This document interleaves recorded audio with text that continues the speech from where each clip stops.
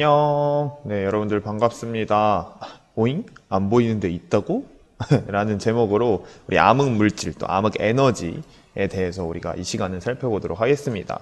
여기 있는 단원을 하기 전에 꼭 전에 있는 우주론들에 대한 얘기들을 꼭 잘 숙지를 하시고 여러분들이 그 맥락을 좀 파악을 하고 오셔야 여기서 이런 것들이 여기서 쓰이는구나. 앞으로 우리의 미래가 이렇게 될 거구나 라는 게 조금 더 쉽게 와닿을 수 있을 것 같습니다. 지금부터 시작해 보도록 하죠. 네, 오늘의 학습 목표는 딱 이거 하나입니다. 우주 대부분이 현재 암흑 물질과 암흑 에너지로 이루어져 있다라는 것들을 여러분들이 아는 게 중요하고요. 사실은 관측된 결과를 위주로 얘기를 할 거기 때문에 조금 계속해서 우리가 우주라는 걸 배우면서 느끼는 거긴 하지만 와닿지 않을 수도 있지만 그냥 이렇구나. 현재 우주를 연구하는 학자들은 이런 식으로 접근하고 있구나. 이런 느낌을 좀 아시면 좋을 것 같습니다. 좋아요. 자, 암흑물질과 암흑에너지에 관련된 얘기입니다. 이거를 하기 전에 우리가 그 전부터 했던 이론들을 다시 한번 좀 짚어보면 일단 허블 법칙이라는 게 등장을 했어요. 이 허블 법칙 때문에 우주라는 게 팽창한다는 사실을 이제 확실히 확증을 하게 됐고 요거에서 이제 두 가지 갈래가 나뉘죠. 정상이냐 빅뱅 우주론이냐 이렇게 두 개로 나뉘는데 빅뱅 우주론이 승리한다고 했습니다. 이 정상 우주론은 지고 왜 그러냐면 증거 두 개가 발견이 됐었죠. 그래서 수소, 헬륨, 그다음 우주 배경 복사 이렇게 발견이 되면서 얘가 승리를 하고 이게 이제 나름대로 문제점에 직면을 하자 얘를 보완하기 위해서 이제 급팽창이라는 개념을 좀 도입을 시켰어요. 그래 놓고 이제 현대 이론까지 왔을 때 IA형 초신성을 봤더니 얘를 통해서 알 수 있었던 게 뭐냐면 가속 팽창한다더라. 현재 우주는 가속 팽창하고 있다더라까지 온 겁니다. 그래서 이 우주가 팽창해서 빅뱅이란 걸 결치고 그 다음에 급팽창과 가속 팽창 우주까지가 우리가 지난 시간에 했던 얘기예요. 자, 그러면 여기에서 가속 팽창하는 원인이 누군지에 대해서는 왜 배우지 않았죠? 오늘 바로 하게 되는 겁니다. 자, 그래서 우주의 구성 요소들이 총 3가지가 있어요. 3개. 보통 물질, 암흑 물질, 그리고 암흑 에너지 이런 식으로 구성이 되어 있는데 이 중에서 암흑 에너지라고 하는 게 이 가속 팽창 우주랑 관련이 있습니다. 자, 그럼 우리 하나씩 살펴보도록 할게요. 자, 첫 번째. 여러분들이 현재 우주 모형에서 꼭 기억해야 되는 건 다른 거 아닙니다. 요겁니다, 요거. 암흑 에너지가 가장 많고요. 그 다음에 물질이다. 근데 물질 중에서도 암흑 에너지, 그 다음에 보통 에너지, 암흑 에너지가 아니라 암흑 물질, 그 다음 보통 물질. 이 순서대로 비중, 차지하고 있는, 우리 우주라는 걸 차지하고 있는 비중이 이런 식으로 나눠져 있다는 걸 여러분들이 꼭 기억을 하셔야 됩니다. 그럼 하나씩 살펴볼 거예요. 첫 번째, 보통 물질, 관측이 가능한 일반적인 물질들을 얘기해요.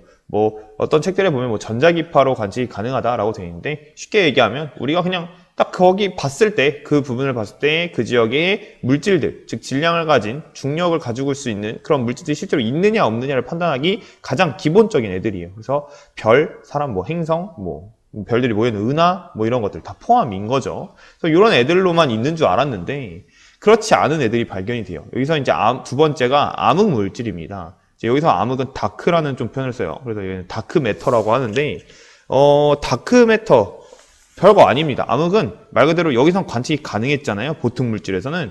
암흑은 그게 안 되는 거야. 그러니까 관측을 우리가 실제로 우리 눈으로 본 적은 없으나 거기에 확실하게 물질이 있다라고 추정이 되는 그런 애들입니다. 그래서 요거는 보통 별의 움직임이나 은하의 운동을 통해서 알게 되었는데 우리가 예상했던 우리가 보통 물질을 보면서 이 별은 이렇게 있어야 돼, 이 은하의 회전은 이런 식으로 돌아야 돼 라고 예상했던 것보다 훨씬 큰 중력이 발견이 되어요.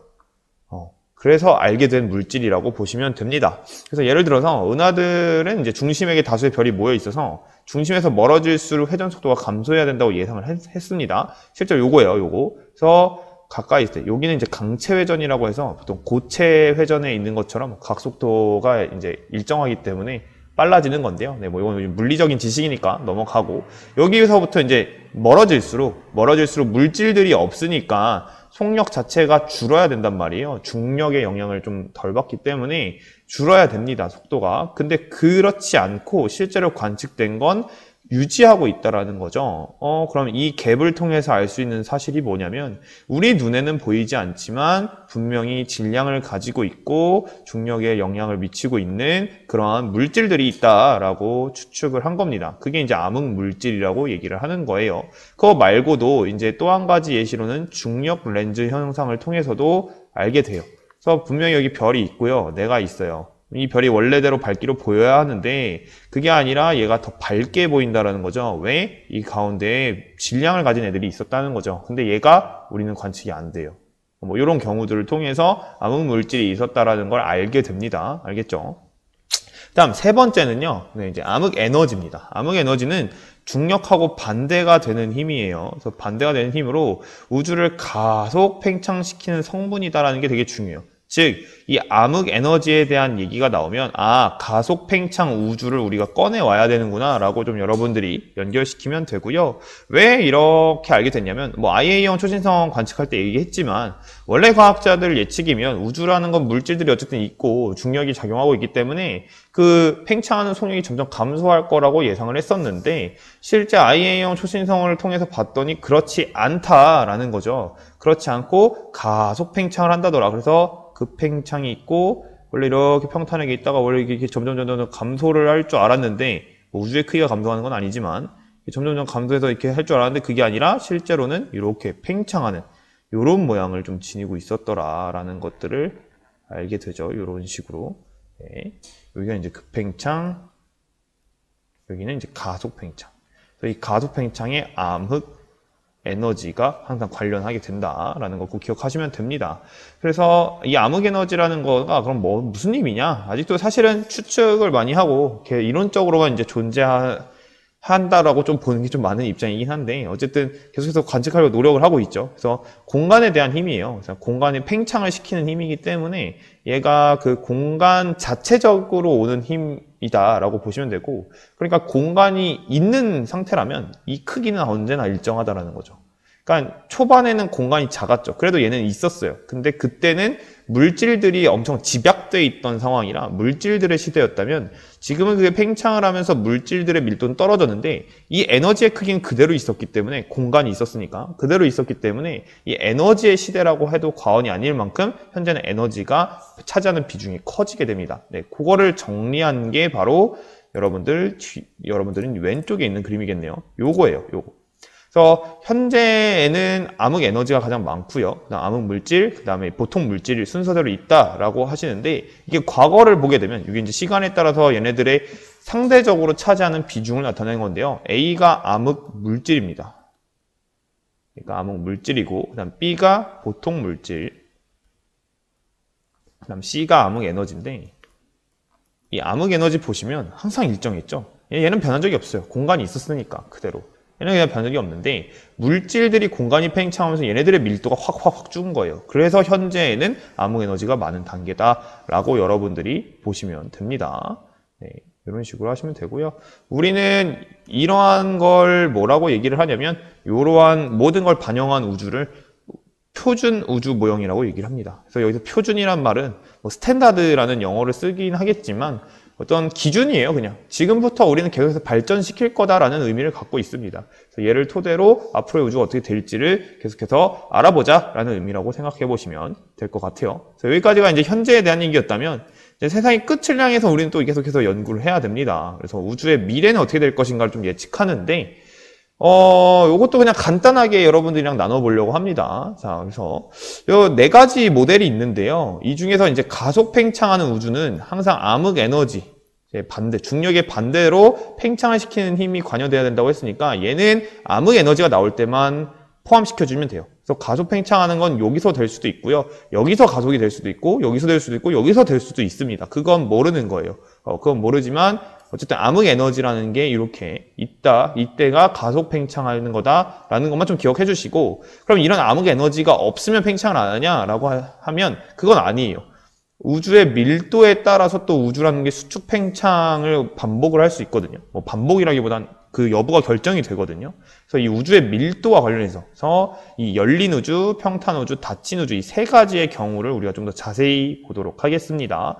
그럼 우주의 밀도라는 건 뭐냐면 말 그대로 우주의 구성 물질이라고 생각하시면 됩니다. 구성 물질. 그럼 물질이라는 건 질량을 갖고 있기 때문에 이 얘네들이 이제 중력에 영향을 주는 애들이라고 생각하시면 돼요. 그래서 이 중력에 영향을 주는 구성 물질이 이루고 있는 밀도가 팽창하는 정도랑 평형을 이루고 있을 때를 우리는 임계 밀도라고 하거든요. 그럼 당연히 이 임계 밀도보다 우주의 밀도가 크다는 얘기는 이 평형이 깨졌다는 얘기인 거죠. 반대로 임계 밀도보다 우주의 밀도가 작아졌다는 얘기도 평형이 깨졌다라고 보시면 됩니다. 그럼 여기 세 가지 우주 중에서 평탄 우주, 즉 평탄한 우주가 바로 이 두 개가 같은 경우예요. 현재를 얘기해요. 이게 현재입니다. 현재에서 얘기하고 있는 가장 유력한, 현재 유력한, 우주라고 좀 보고 있는 입장이긴 한데, 이건 우주론에 따라 또 달라지긴 합니다. 어쨌든. 자, 그러면 나머지 어떻게 되냐? 자, 닫힌 우주. 자, 그림을 보세요. 우주의 크기가, 은하 사이의 거리가 커지다가, 어떻게 해요? 다시 닫혀버리죠. 모여버린단 말이에요. 즉, 중력이 커야 돼요. 그러니까 우주의 밀도가 어떻게 되냐면 커야 된다는 겁니다. 그래서 얘가 훨씬 클 때를 얘기를 하고요. 열린 우주의 경우는 반대입니다. 계속해서 팽창하고 있는데 얘가 더 팽창을 하죠. 현재 기준치보다 더 팽창을 하게 되니까 이건 우주의 밀도가 적어서 중력이 작은 경우. 그러니까 얘는 우주의 중력이 큰 경우, 얘는 중력이 작은 경우다. 이렇게 좀 보시면 될 것 같습니다. 이렇게 좀 보시면 되고 얘는 같은 경우. 그래서 현재를 가지고 그냥 무난하게 계산한 경우입니다. 그래서 얘네들을 좀 여러분들이 밀도에 따라서 좀 구별을 하시고 요 모형에 따라서 이제 또 빅뱅이 시작되는 시간들도 또 다르니까 요 시간들도 좀 확인하시면 되고 이 시간이 다르다라는 건 빅뱅 시작 때부터 현재까지 우주 팽창 속도도 달라요. 속도도 여러분들이 한 번 정도 확인을 하셔야 돼요. 그래서 시작점에서 닫힌 우주 같은 경우가 지금 기울기가 가장 크죠. 짧은 시간 동안 이만큼을 팽창을 해왔어야 되기 때문에 이 닫힌 우주가 속력이 가장 빨랐다라고 보시면 됩니다. 그리고 여기에 이제 암흑 에너지라는 얘기가 들어가면 이제 요 모양들보다는 조금 더 가속되는 모습들을 계속해서 보이게 될 거다라고 우리가 미래를 좀 추측을 하는 겁니다. 그럼 어느 게 정답입니까? 라고 하면 아직 몰라요. 네, 계속해서 연구 중인 거고요. 앞으로 우리의 우주라는 공간, 우리가 살고 있는 이곳이 어떻게 될지를 계속해서 시나리오를 작성해보고 있고 관측값에 따라서 계속 그 결과는 달라지고 있습니다. 그래서 여러분들이 여기까지 하시면 사실상 지구과학 1은 거의 끝이고요. 제일 최신 이론까지 살펴봤다고 해도 무방합니다. 그래서 그동안 고생하셨고 마지막 남은 13개의 문제가 남았거든요. 그 13개의 문제를 우리가 같이 만나도록 하겠습니다. 고생하셨습니다. 안녕.